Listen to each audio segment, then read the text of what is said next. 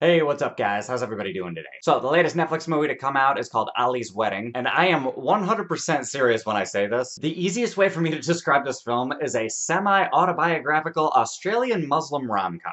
Try and say that 10 times fast. And the story revolves around Ali, who's part of a Muslim community in Australia, and his community's kind of been building him up to become a doctor. However, when he goes to take his exams, he gets a really bad score, and then he lies about it saying that it's awesome. And the reason being is because he doesn't want to let his dad or his community down, and there's also the woman of his dreams who got a ridiculously high score. And he's enabling her to actually go to med school somehow, and he's also trying to get out of his arranged marriage. There's a lot of stuff going on. But essentially, a whole bunch of rom-com shenanigans happen, and that's basically the movie. Now, is it a bad movie? No, I don't think so. However, is it a great movie?